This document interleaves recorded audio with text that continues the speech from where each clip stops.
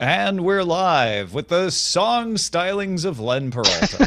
Giacomo Fina Anane. Giacomo Finane. Hey, Shannon. Hey! Thank I'm you so glad much you're for here. listening to me practice my Japanese. Are you fluent? Arigato? Tokyo eki wa doko desu ka?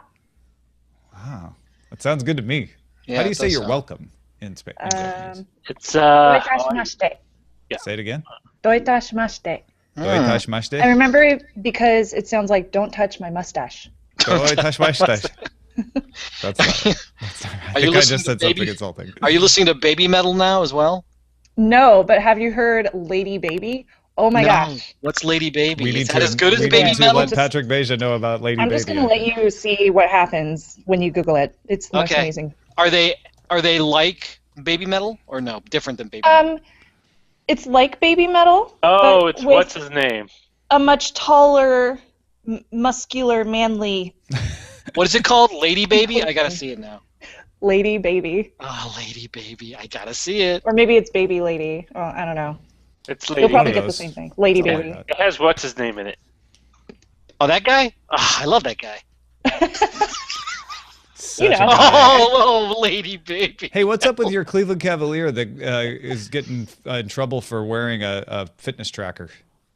Who's this? Did you Who's hear about this? this? I don't know. I don't remember his name. It's hard to pronounce. Who would that be? Oh, the music's know. horrible. We'll look it up. We'll look it up after the show. Oh, I'll look it up right now.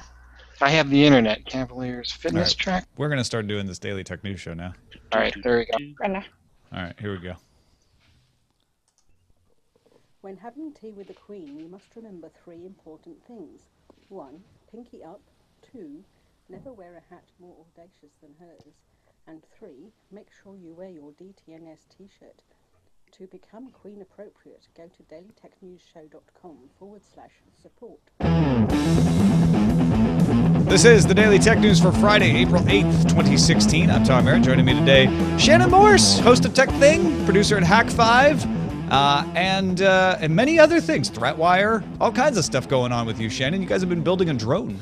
We have been building a drone, and I am happily able to announce that it actually flies. Whoa! Congratulations! Yay! My first drone flies! It's cool to build a drone. It's even cooler to build a drone that flies. It's even greater if you don't end up with band-aids and stitches while you're trying to fly it. Absolutely. Go follow the project. See the thing get built in action at hack5.org or youtube.com/hack5 is where I've been watching it as well. Len Peralta also with us on the Friday. How you doing, Len? I'm doing well. By the way, you just mentioned my autobiography, which is called whatever you said about the drones. It's better to build a drone that flies. That's the name of my autobiography. The Len Peralta story. We know it so well. It's great. It's out in stores now, number 5 on Amazon and climbing. It's great. And of course, if you don't realize this, if you're new to the show, perhaps, Len illustrates the show, and then you can see his stylistic rendering of our topics at lenperaltastore.com. Let's start off with the headlines. As expected, the U.S. Department of Justice filed a letter in the federal court in Brooklyn saying it still requires Apple's assistance unlocking an iPhone running iOS 7 in a New York drug case. U.S. Magistrate Judge James Orenstein ruled February 29th that the All Writs Act did not provide the authority to order Apple to assist. That was before the case in San Bernardino was resolved. Apple now has until April 15th to file papers in opposition of the appeal. And before we hear what Shannon thinks about that, Thursday evening, U.S. Senators Dianne Feinstein and Richard Burr released a draft of the Compliance with Court Orders Act of 2016, which would make all these fights just go away.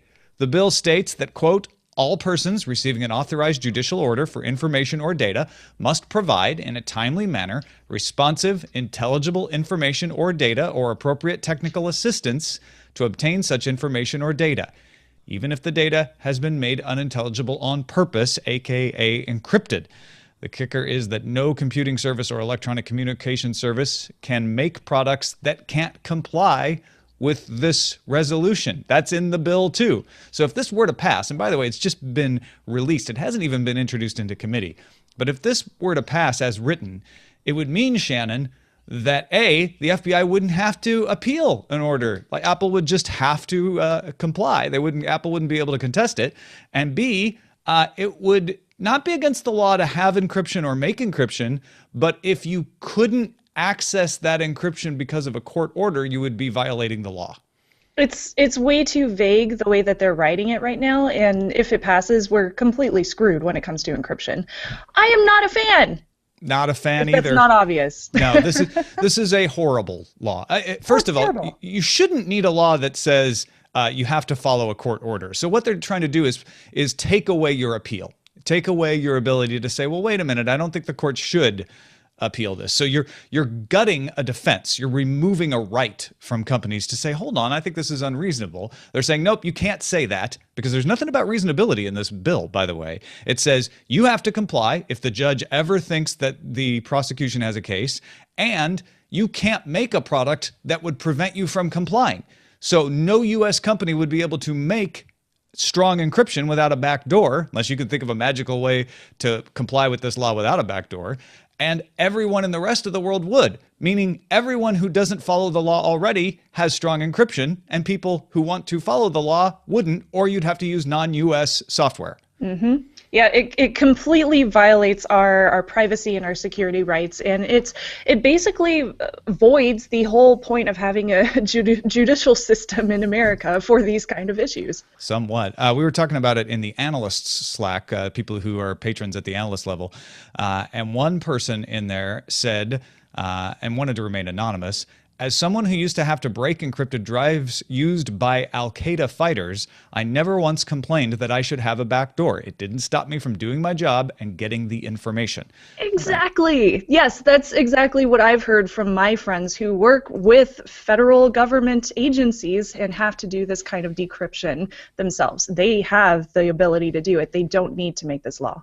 This bill, by the way, let's be clear. Bill. Not, in fact, I don't even know if it's properly a bill yet, since it hasn't actually been introduced into committee. But potential bill, then I guess, is a great way to set the goalposts really far away, so that you can compromise and still get away with weakening encryption. That's what it looks like to me. Make this thing as unreasonable as possible, so that when you water it down, you can still find some way to weaken encryption, which is just bad for everybody. Mm-hmm. I vote no to this. Me too. Microsoft Garage released its Hub keyboard for iOS Friday. That's less controversial, right?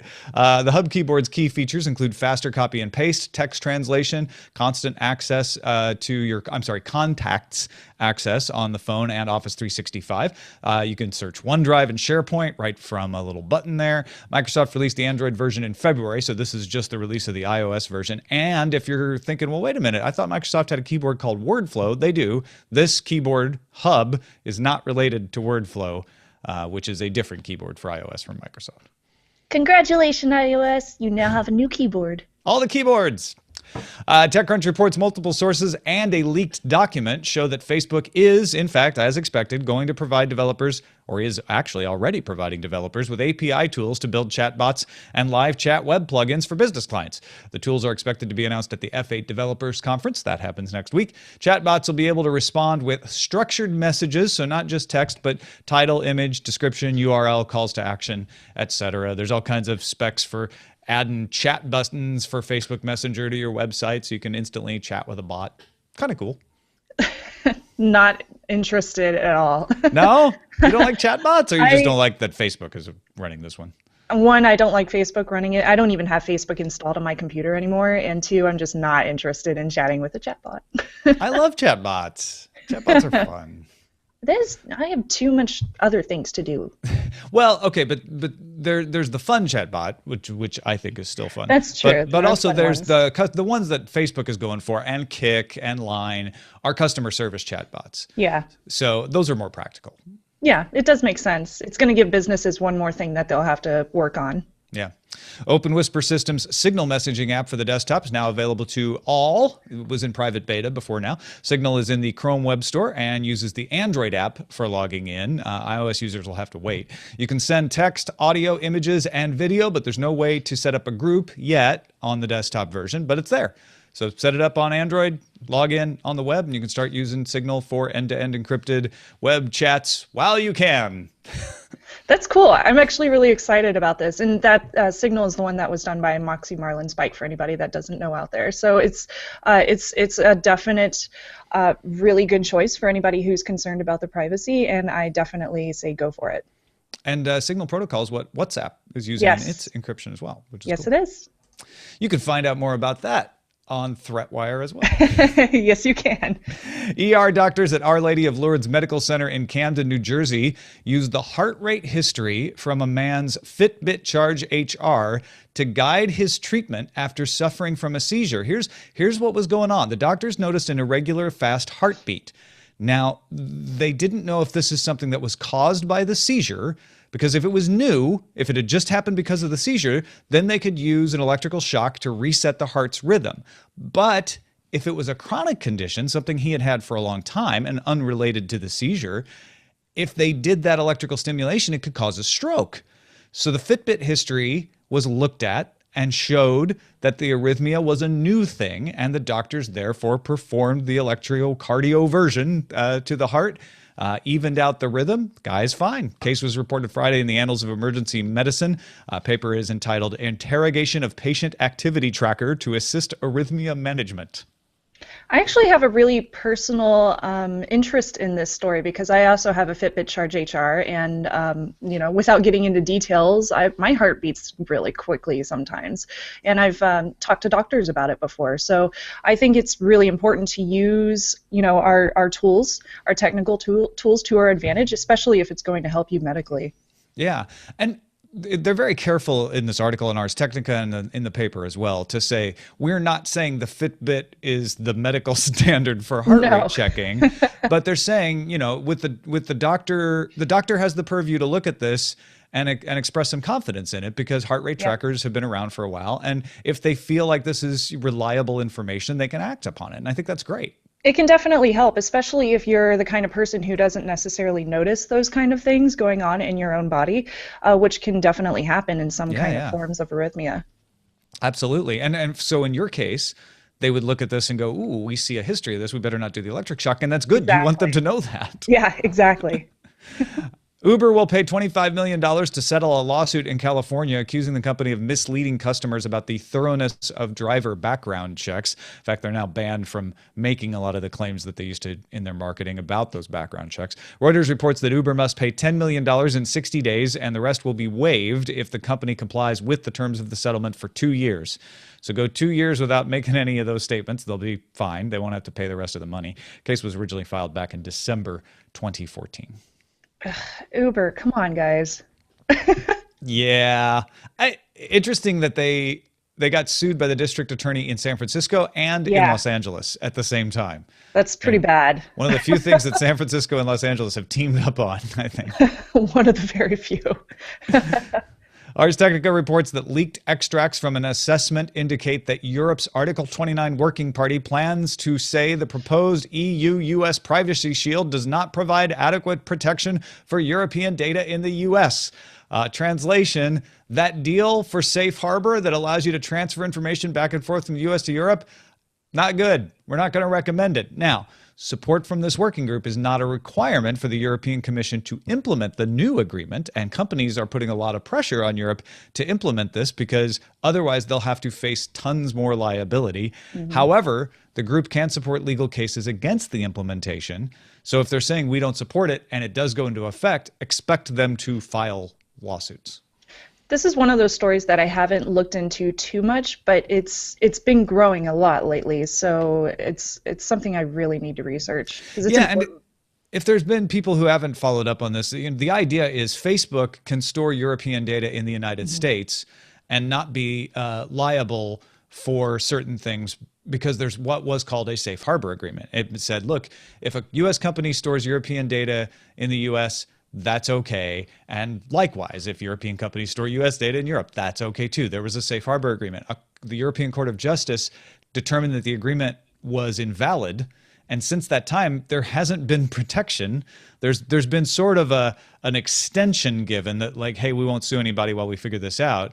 But if they don't figure it out, it means that the companies will have to have different privacy policies, not only in the U.S. and Europe, but in every country in Europe. That's extremely confusing. Yeah, and it For them. Yeah, well, absolutely, and it causes a lot of costs. It could cause a lot of people to decide, okay, we're going to have to build servers in Europe just to avoid any appearance of impropriety. Yeah. Which I think there's a lot of people who want that. They're like, you know what, we don't want our data stored out of house, but that's kind of not how the internet's supposed to work. So Yeah, it doesn't, unfortunately. Finally, Kenya Power and Safaricom have agreed to roll out more fiber connections to homes in Kenya using existing infrastructure owned by Kenya Power. Safaricom has already on its own rolled out 3,200 kilometers of fiber, hooking up 7,000 homes, and the new partnership will allow it to add 12,000 more homes over the next 12 months in residential areas in and around Nairobi. So fiber coming to Nairobi. What? I still don't have fiber. I'm going to move to Kenya. You're going to move to residential Nairobi? Residential Nairobi, yes. Get there yourself we go. some fiber. Yeah, I mean, there's a hot startup scene in Kenya too. You'd probably be able to find a job. Awesome. Yeah. I'm down. And finally, Recode's Kara Swisher reports sources tell her Yahoo has given potential bidders an extra week to make their proposals. We talked about the fact that Verizon is rumored to be making a bid, as is Google, and they had till April 11th. Well, now they have until April 18th. Yay! I was talking yesterday with Justin Robert Young if we wanted to pool our resources to make a bid ourselves. I saw that. You know, I'm willing to cash in like Yeah? one Frappuccino. All right. I think we're up to 3 Frappuccinos now. Do you think it'll be more? I don't think it would be much more. Nah. Probably need one or two more. It's Yahoo.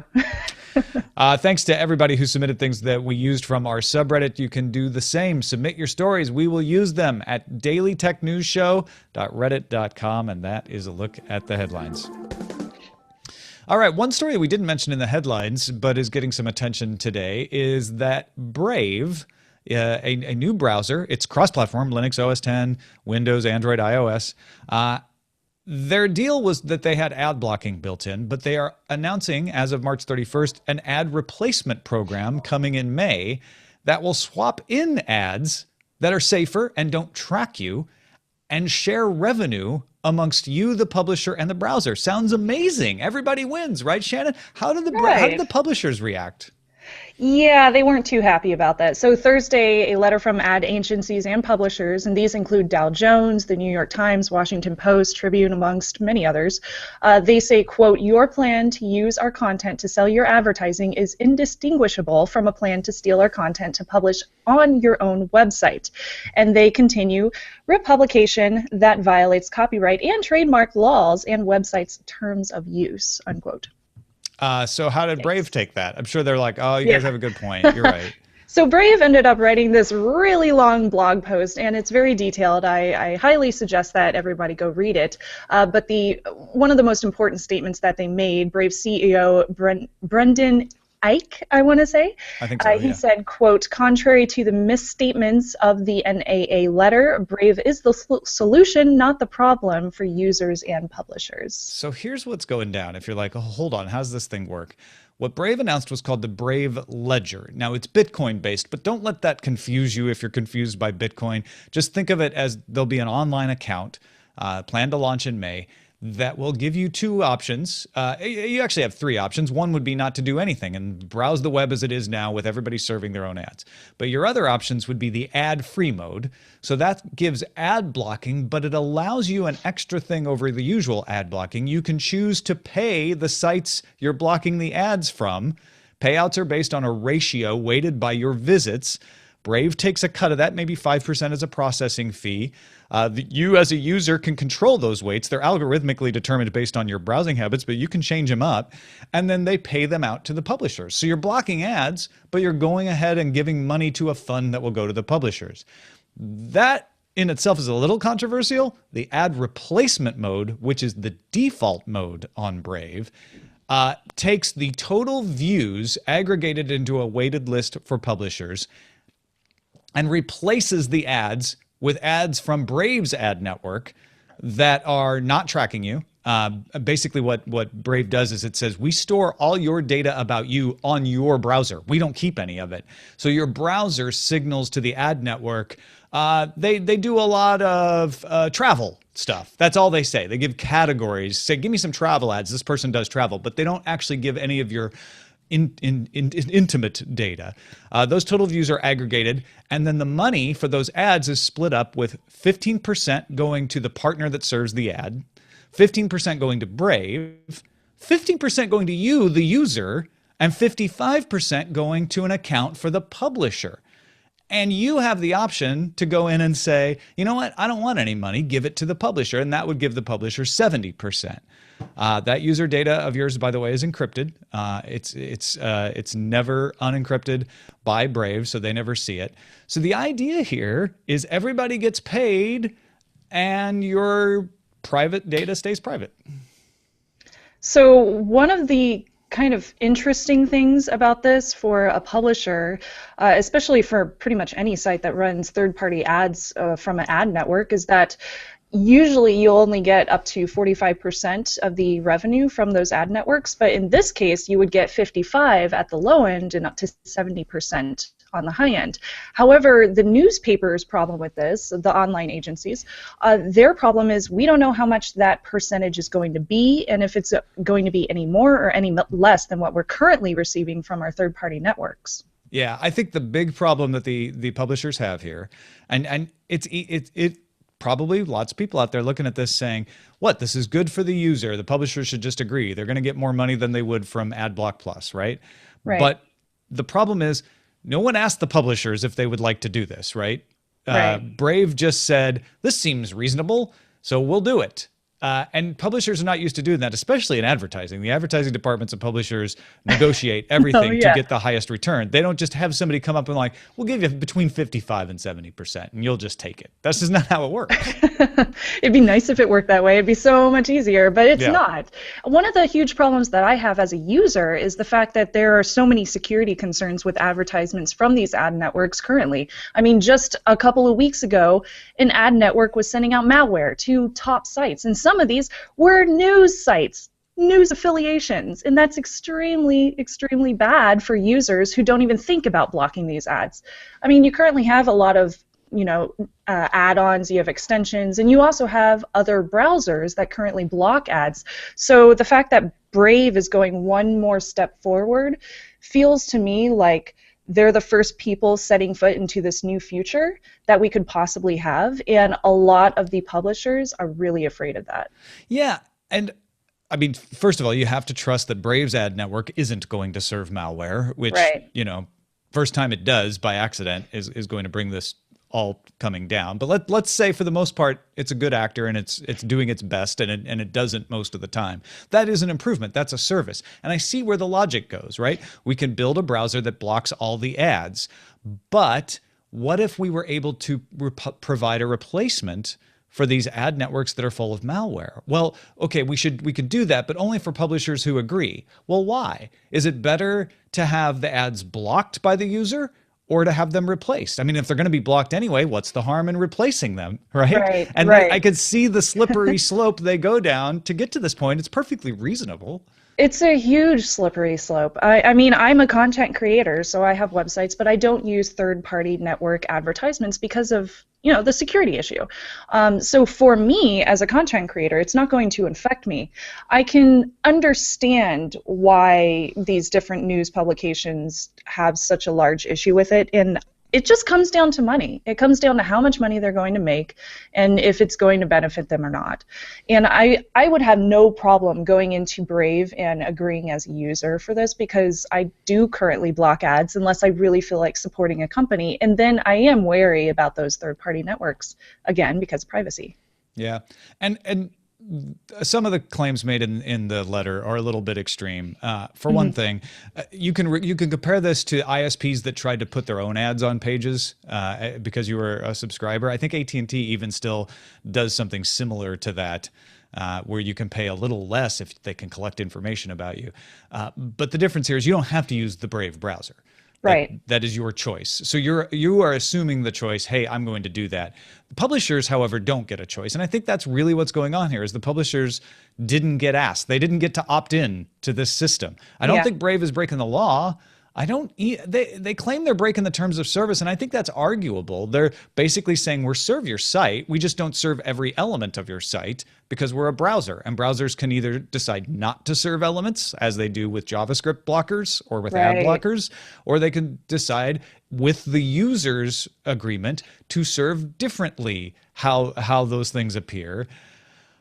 It's just it rubs the publishers the wrong way, that they're like, no, you shouldn't allow that. And the thing is, they're probably overreacting, because I don't know how popular the Brave browser is going to be. We know how hard it is to get a really good browser to get any kind of market share. So they've actually done Brave a solid by getting it in front of a lot of people who might not have been aware of it anyway. Yeah, thanks for the free advertisement. Yeah. So that was one thing I thought of this morning, was the fact that the people that are currently using ad blockers, the people that are currently don't have Flash installed and are using these extensions or are using DuckDuckGo to do their searches and everything, that's a very small amount of people when you compare it to the general populace who are checking out these newspaper websites. So the people that are going to be downloading Brave and using that to check out all the same websites, they're already blocking your ads. So does it make a big difference whether or not they are using the Brave browser? Personally, I don't see it making that huge of a difference for these publications. Yeah, and I read one article out there saying, look, this is just the first round of negotiations. Don't take this threat seriously.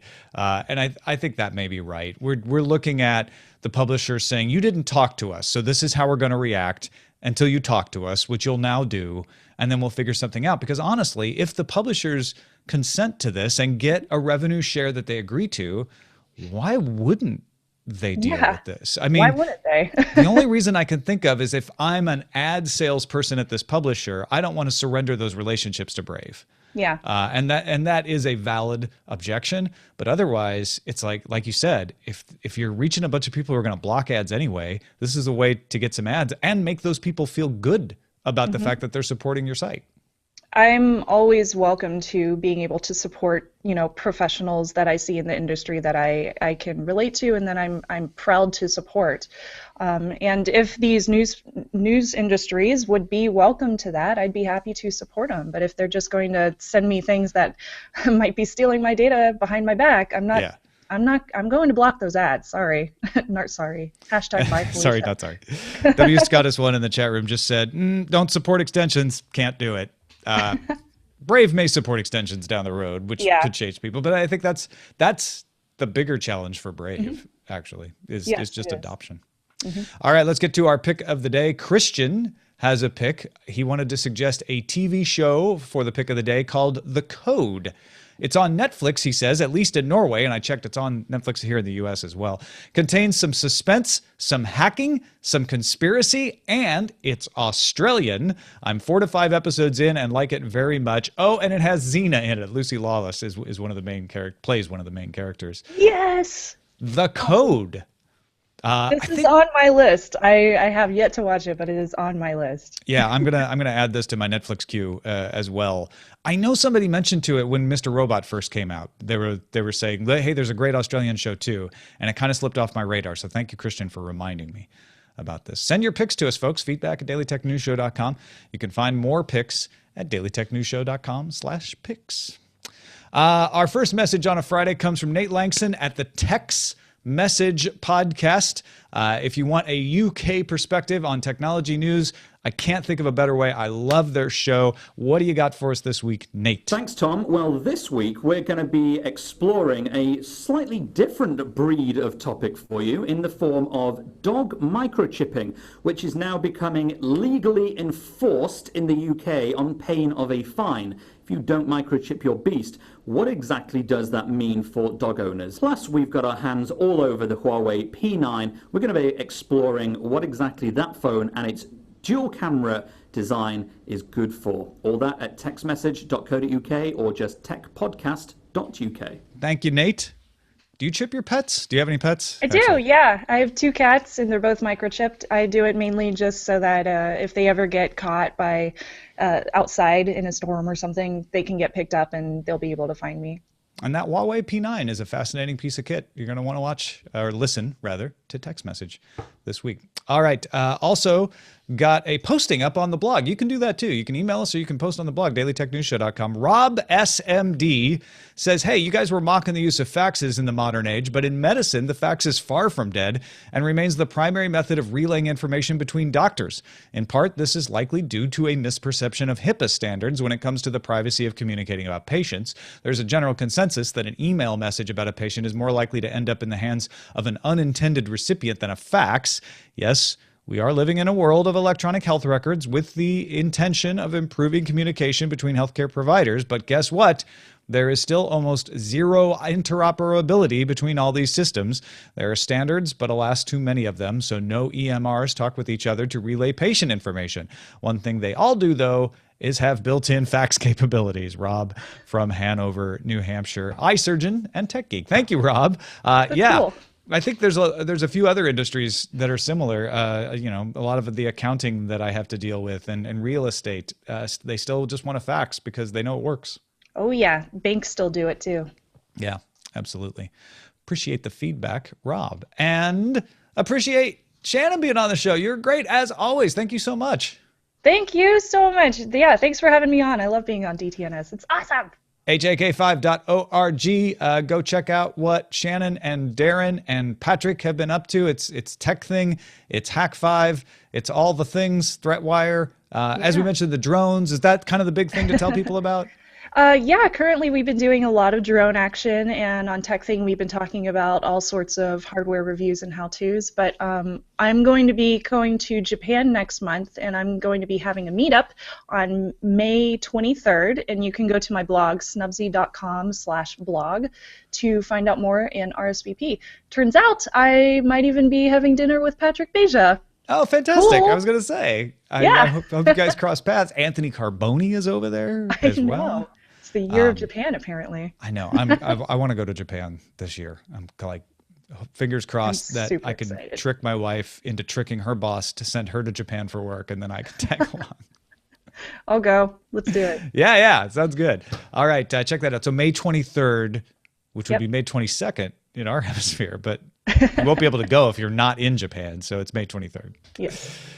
Thanks to Len Peralta for being here as well. What have you been drawing, Len? Well, before we did the show, I said that today's image is total pandering, and that is what this is. You found out that Shannon was going to be on. Then I found out about this new Brave browser. Well, the print kind of draws itself, doesn't it? It's, for those of you who aren't seeing the video, it's Shannon Snubsy as Brave, the character from Disney, taking down online advertising with, some sort of a creature, taking it down with some awesome arrows. So that's amazing. Little known fact, I actually know a little bit of archery, and my hair is naturally curly. Oh, well, there you go. Look at that. See, it all comes red right now, too. It's perfect. Yeah, it's red and orange, right? No? That's so great. Yep.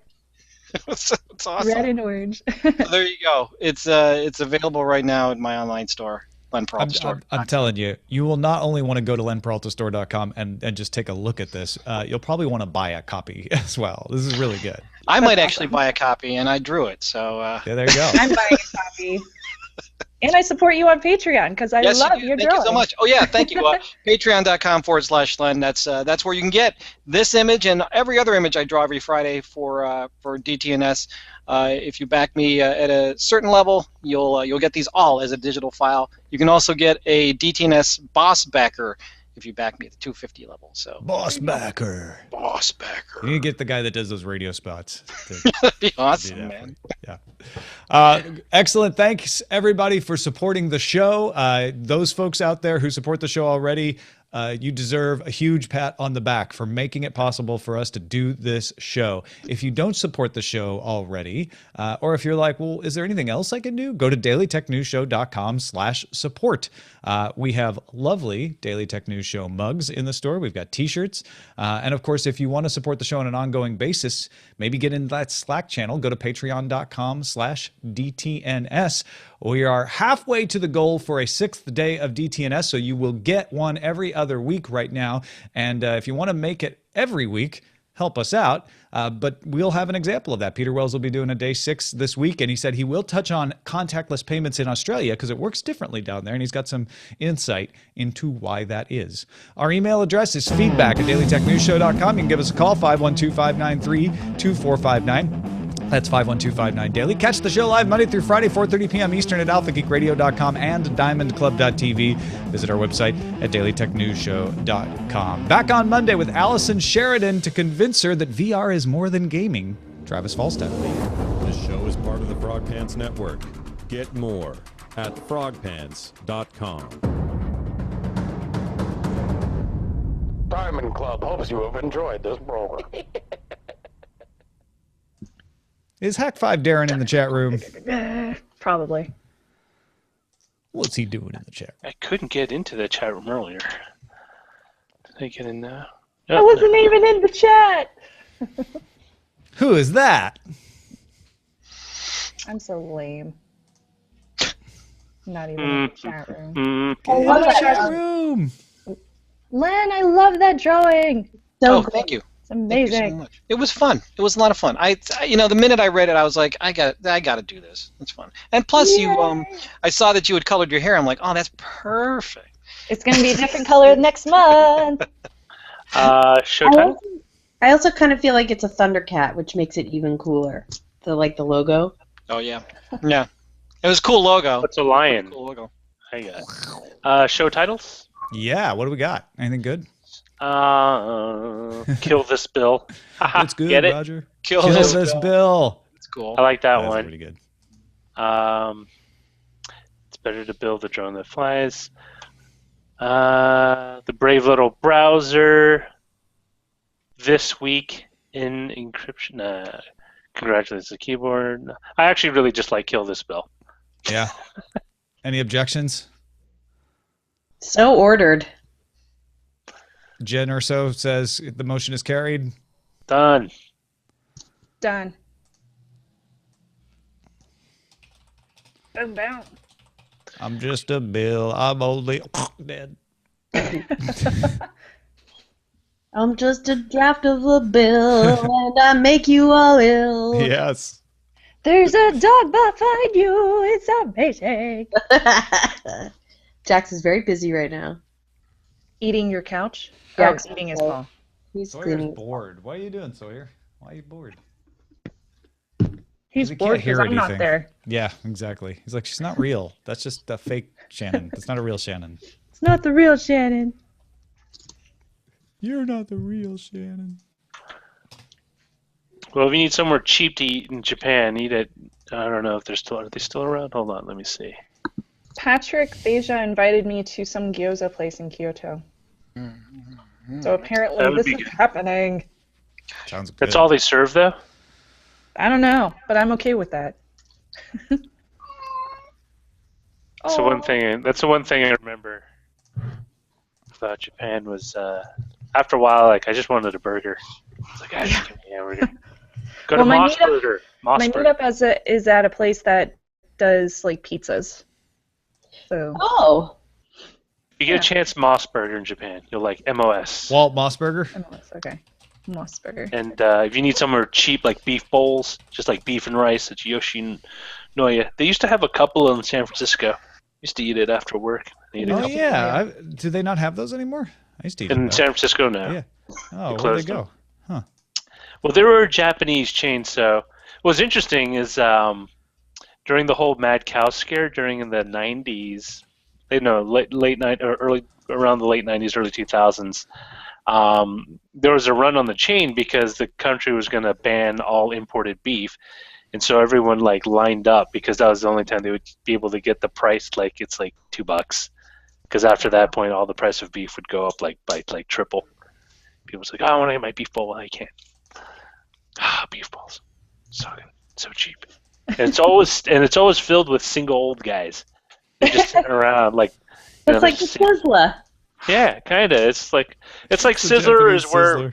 the Sizzler's where all the airport limo drivers seem to end up. Yeah. Like when they're not And the driving. husband, apparently. And When who? I'm away, Matt will be at a Sizzler. And he says it's filled with all other husbands of wives who are away. Aw. Why does like Sizzler just have a? I never imagined Sizzler having a home feel or home cooked meal feel. But it's not a home cooked meal. It's the fanciest meal that a husband wants to.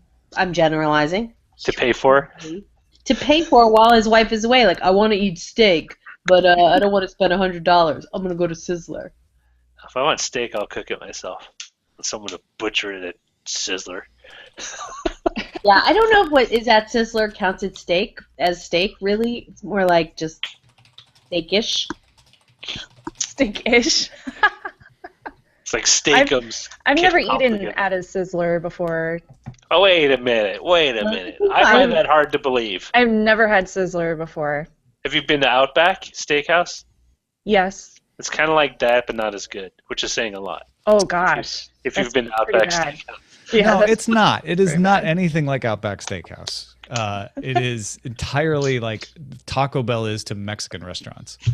Tex-Mex restaurant. Yeah, it's because I the thought brilliance. Sizzler was a buffet. Is it Yeah, not? exactly. The surf and turf part. Right.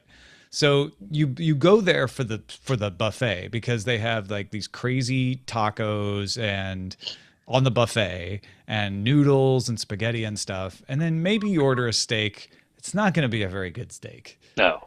I don't and they eat have at a lot buffets. of fried fish and stuff, but you really go for the buffet. I don't eat at buffets. How's that even? Unless they're in Vegas.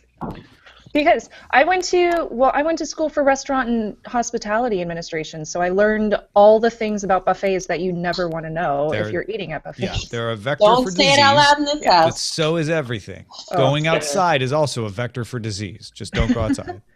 But at least when you're going outside, you aren't necessarily eating the food that a child has put No, their you're burgers on. breathing in everything that a child. Which is why I always look for buffets that are high enough that kids can't reach them.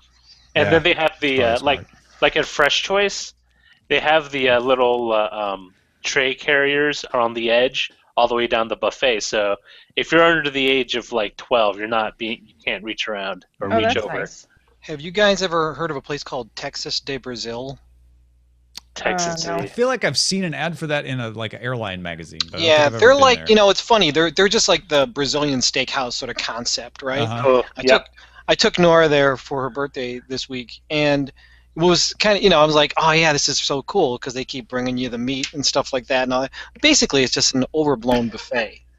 You know what I mean? Like, Well, that's what Brazilian steak houses do. They just, this is the one where they just come around and give you giant meat swords. It's like Fogo de Chao, yeah. well, this place also had like sushi and. Don't ever get sushi at a steak place. SpaceX landed its Falcon 9 rocket on the ship at sea. That's awesome. It was successful. That's That's cool. great. They did it. They finally did it. Maybe now the guy can respond to my job application. Hey, Len. Got one in. Yeah. So it's the second successful Norton's- landing and the first successful landing at sea. Patrick Norton's kid saw your picture for today, and he said, "Why is she a superhero now?" Oh, because you are. Because He's she's a a superhero. superhero. That's why. Oh, Now they know your secret identity. Why is she a super? Like, is that a bad thing? Why is she a superhero now? Now you have a Actually, Halloween Sailor Scout. costume to go. Oh yeah. Oh, you should totally do the. You should pick up cosplay bits while you're there. Oh my gosh, you read my mind. Are you gonna get a authentic Sailor Moon? What the hell are those moon wand things called? Yes. I'm actually spending an entire day going to all the places that Sailor Moon was based off of in real life, because there are real places. Oh, that's cool. And I'm going Have to you take pictures. Yeah. Get Have you seen the live action version? It's going to be Sailor amazing. Moon? Yeah. Totally. Although I don't think they're doing any live musical while I'm there. But they do have a Sailor Moon cafe that I will be visiting. So you're going to Osaka, right? Oh, yeah. Or no. No, Well, I'm going to Tokyo and Kyoto. Where's Osaka? it's in one of the southern islands. I think. No, So I'm not. next to that. Well, if you do, I was thinking, you should actually go to Tokyo Disney. Mm. That might be packed in. Disney. But it's a very unique experience. My old classmate, when his dad was based in Tokyo, his whole family, they hired him because he's this blonde white kid, and they wanted like just some blonde blue eyed kid in the parade, so they could just plop him for one of the like Alice in Wonderland parade or something. That's awesome. I was just this little blonde kid waving at a bunch of tourists. That's so cute. Japanese Disneyland or Disney World parade. I want to go to Disney Sea. And I want to meet all the princesses. That thing looks awesome. Disney Sea? What is that? Is that like the Sea Org in Scientology? It's Tokyo Disney Sea. It's a theme park, but it's more geared towards adults. So do you know Atlantis in the Caribbean, where it's kind of like a hotel resort? Right. That's partially, so it's kind of similar. They can show you the world. Shining, glittering splendor. They can show you the I want to go. I also, Jen wants to go to the Aulani in Hawaii, but that sounds expensive. Disney Aulani. Yeah, it's pretty. I looked into it, actually. It's pretty expensive, even if you are Disney related. Disney Sea Transit Steamer Line, Fortress Explorations, the Venetian gondolas. They have those in Vegas.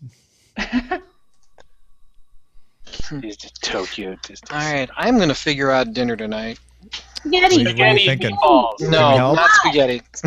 Oh, I think we may go out. We may go out. Oh, Does nice. does your wife? What's that place Outback called? Steakhouse. No. No, that place is gonna be packed on a Friday night. Wait, Outback? Jen dragged me to one. It's like, I don't want to go to Outback Steak. I was like, we're going. I remember, it's so good. It's like, no, you'll be disappointed. I know I'll be disappointed. No, man, the Bloomin' Onion is great. You know what that is, right? That's just a $60 device that restaurants buy that squash the onion. I know, but dang, is it good? And then they deep fry the whole thing because they're too lazy to separate it. It's so good. You guys are we have so this Californian. we have this burger place, this burger joint here called Mooya, which has really it's like Five Guys or In-N-Out, has really good milkshakes, and I've kind of been jonesing for a milkshake, although I probably shouldn't have a milkshake. I miss Steak and Shake. Oh yeah, there's another They place. have one here in LA. What? Yeah. Okay, I hope Sawyer's expecting a visit because Yes. I'm going to come visit. He is now. Really, I'm surprised they don't have more steak and shakes out there. Oh, yeah. They don't. Tacoma Sack. I miss them. And they don't have like Buffalo Wild Wings close enough to me. It's like half an hour. Or if my kids like sushi, I'd go to like a sushi joint or But they Yeah, don't it's on like the 3rd Street Promenade in Santa Monica. it. The Steak and Shake. I'm not a chain restaurant guy at all. Yeah. Well, my parents run a restaurant, so it's always been kind of like, I'm not a big. I don't do chains. I avoid them if possible. That's tough. It's tough sometimes. This is going to I love dinner with chains. Roger. I think the chef smokes. Like, why do you say that? Because everything's too salty. I think they're, and I'm always complaining about the service because I always get shafted on service. Remember, we went to that sushi place and the woman told me what to order. It's like, what the hell? I know. It's like you attract it. It's amazing. Oh, poor Roger. She's just trying to like shuffle me, like, pick this and then we're done. It's like, no. You have a menu of multiple items. What's the whole point of coming if you only want to serve one thing? She's just trying to help you out. She's trying to help her out because she was swamped. Yeah. I can see it in their eyes. Mm-hmm. It was in the eyes. All right, I'm gonna go because I want to get some food, and then I really want to watch Star Wars tonight. Hi, Len. It was so good seeing you. It's good seeing you too. Hi. Please come back very soon. Yes. All right. Thanks, everybody. Goodbye. See you later. Bye, everybody. Bye.